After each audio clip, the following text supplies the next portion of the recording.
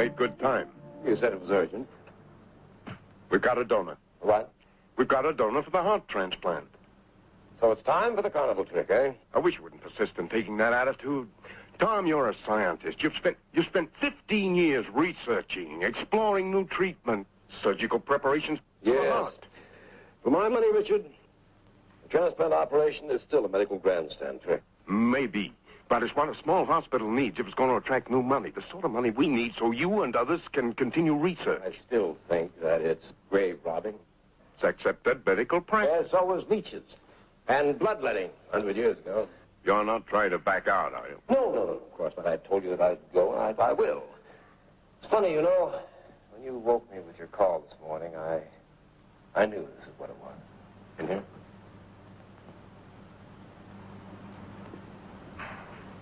What's his name? His name is Gabor Scorzini. Came in earlier this evening. I ran the tests on him myself. The negative reaction potential of his heart in the new body is in the lower 10% group. Couldn't find a more perfect donor for your recipient.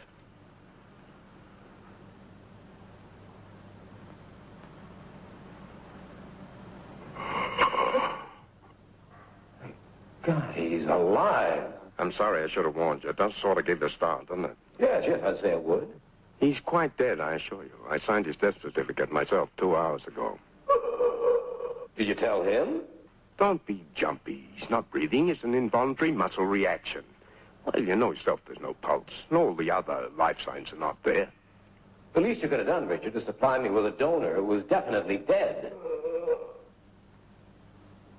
Corpses have been known to sit up and at times even speak, hours after their death. As certified by an all-knowing physician. I resent that.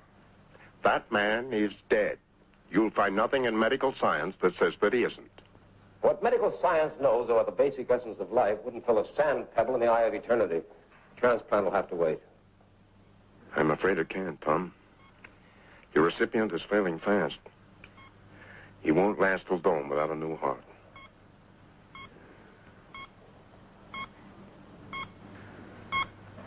He's a scientist, you know, like us. The other person who knows.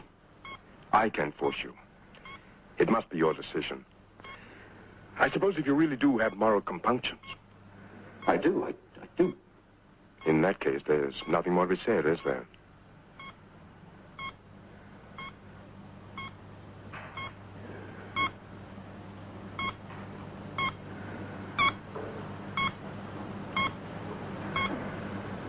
Richard.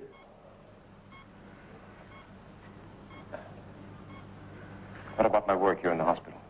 Without new funds, I'm afraid this was our last chance. It's either his life or mine. I don't believe there is any life in him, Tom. But if that's the way you want to put it, I guess that's what it comes to. Whatever you decide, you don't have much time.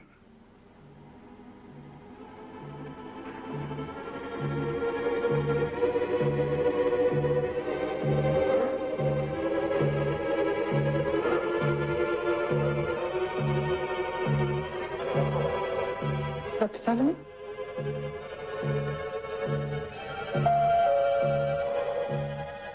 Her operating rooms 3 and 4 for heart transplant surgery. In the year 1531, Niccolo Machiavelli said, "Whoever takes it upon himself to establish a commonwealth and prescribe laws must presuppose all men naturally bad, and that they will yield to their innate evil passions as often as they can do so in safety." But what of the areas of our society where there are no prescribed laws? Areas where one man sits alone in judgment, where one man can make the decision for good or ill as he chooses. Life, they say, is nothing more than a journey on to death. Dr. Thomas Sullivan has just made the most important decision of his life and his death.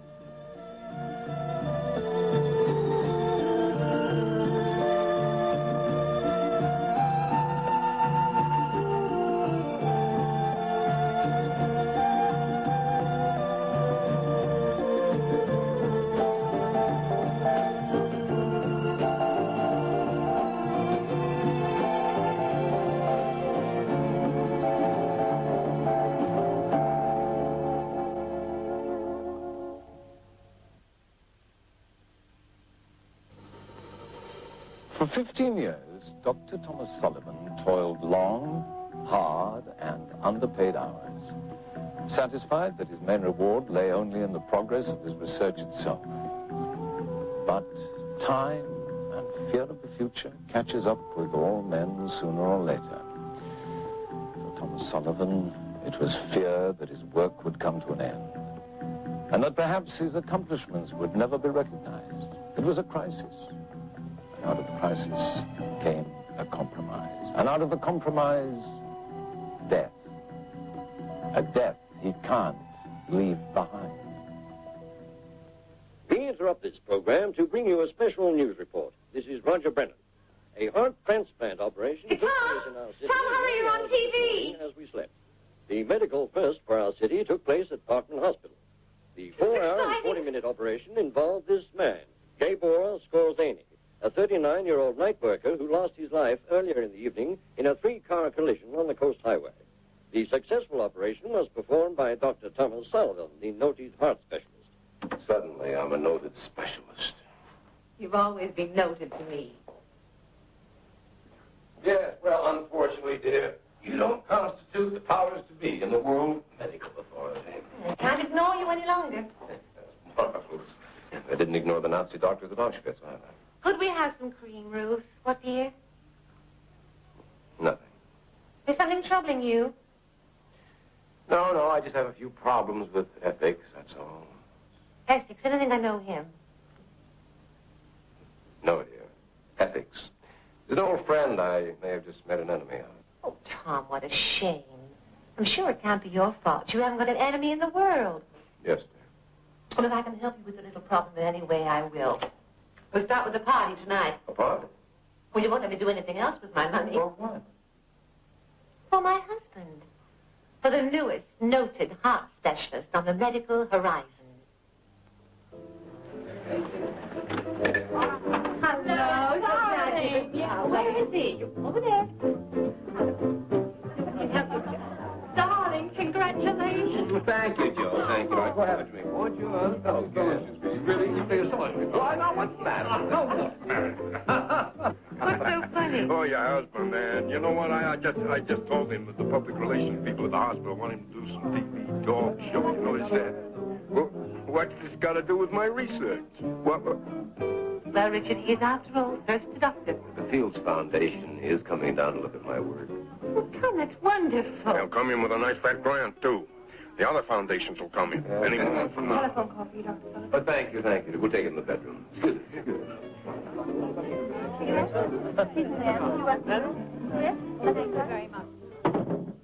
Darling, I am so proud of you. Everybody's called the mayor's wife, Mrs. Ford, for luncheon on Thursday. All the harpies all in a row. I'm just so glad you're finally going to get the recognition you deserve. You know, Anne, I've been thinking. It doesn't really matter whether he was alive or not. Well, what really matters is the hundreds, maybe the thousands of lives that I'll be able to save because I did perform the operation and I can go on with my work. That's on purpose. Oh, I better get that telephone.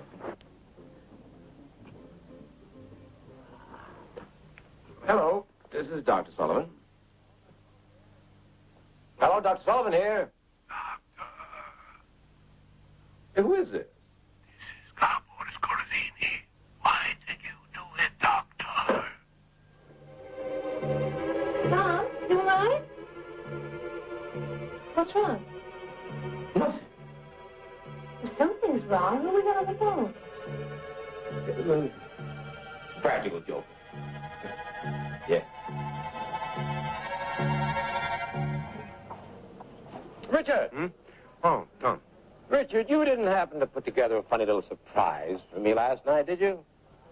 How on earth did you ever find out? Well, it was just a guess, actually, but I must tell you that I didn't find it very funny at the time. Oh, I'm sorry. It's just that Ann thought that if we were going to... Ann was in on that? Had to be.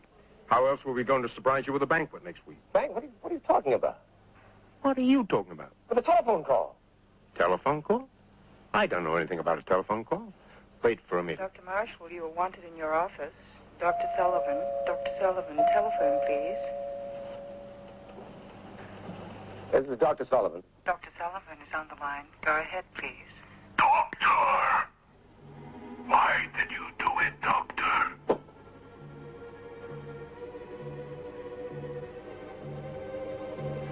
Operator. Hello, operator. This is Dr. Sullivan. I just got a telephone call. Where did it come from? I don't know, Doctor. The call was made from outside the hospital. Thank you.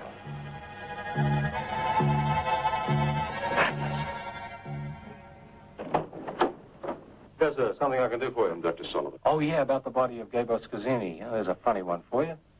What's the matter? Well, after you called and said you'd like to have a look at the body, I went back and checked. He's not here. What do you mean he's not there? The funeral parlor must have picked him up. No, they weren't supposed to pick him up until this evening. Well, if they haven't got him, he's got to be back there. Now, wait a minute. You must have misplaced him in one of your lockers. Look, I checked. You just don't miss a fella that's had his heart cut out. You mean to tell me that he just walked out of here?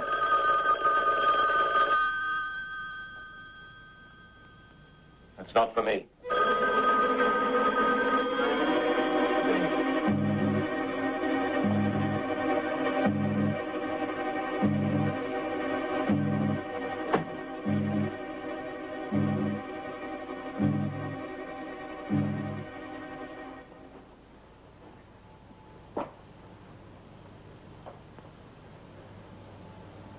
Impossible. Mom, is that you? And where have you been? I was beginning to get worried. I phoned the hospital and they said you left hours ago. I went for a walk. I felt like walking. Have there any telephone calls for me? Not that I know of. I was shopping all afternoon. I haven't been in this evening. Will you fix yourself a drink and then hurry, please? We're due at the governor's reception at 7.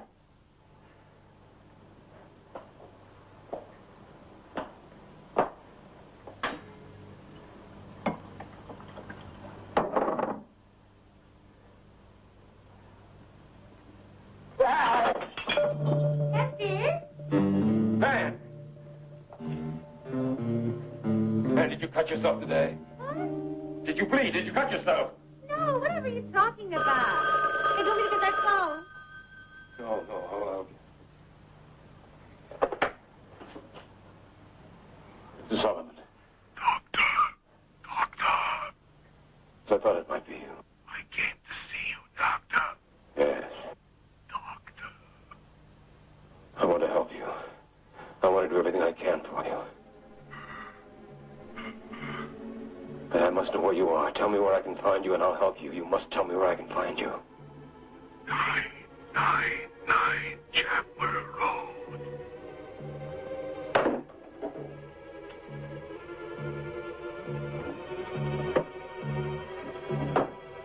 Who was it, dear? If just a patient, I have to go out. And what about the governor? It won't be long.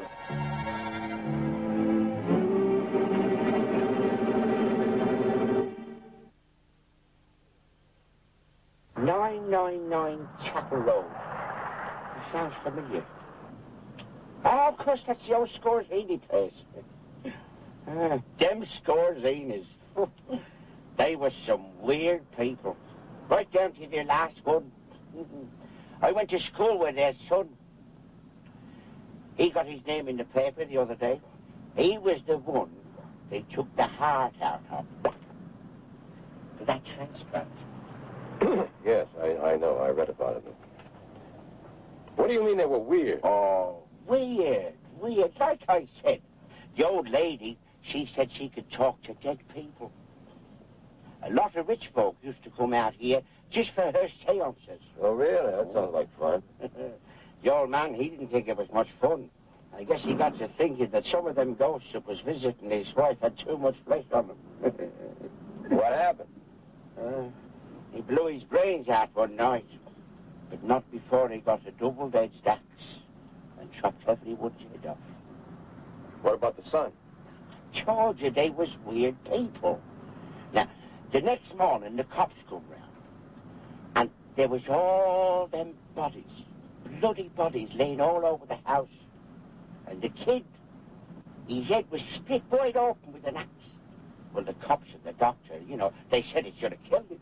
But there he was, sitting as large as life, eating his breakfast as though nothing had happened.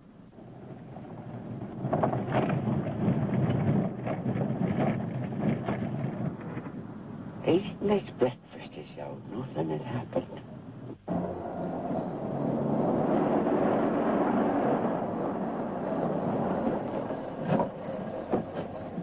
Are you sure you want to get out here, mister? No, but I have to. It's worth an extra $5 to me if you'll stay. No, thanks. I got my own problems. $10!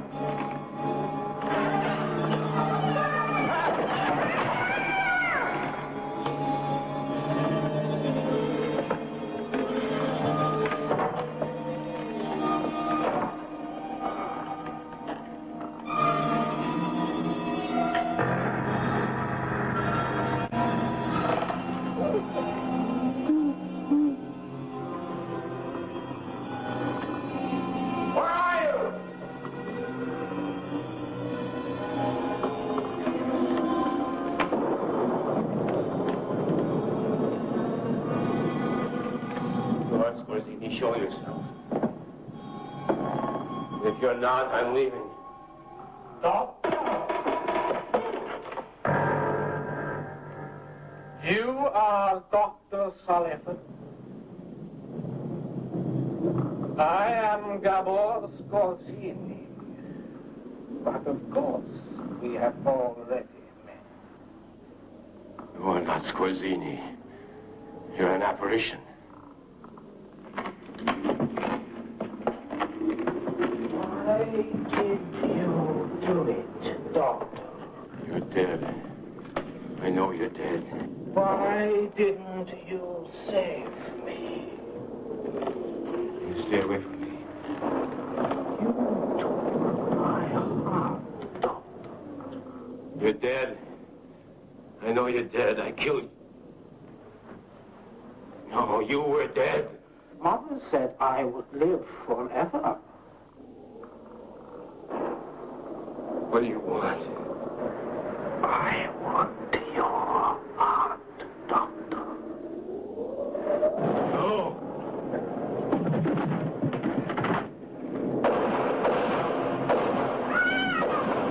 God kill me, Doctor.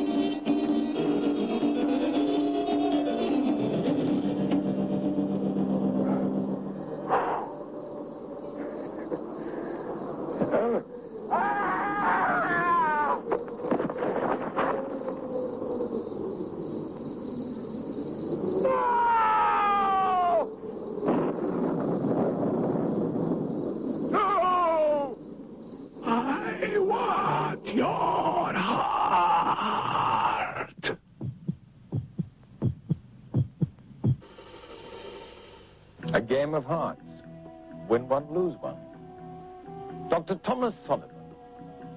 An ambitious wife, a lovely home, a man to whom all things were finally coming. Fame, fortune, respect of his colleagues. He simply picked the wrong man. Life, they say, is nothing more than a journey on to death. And there's the joke. So, until we meet next, this is Anthony Quayle saying, there is a touch of evil in all of us. Good night.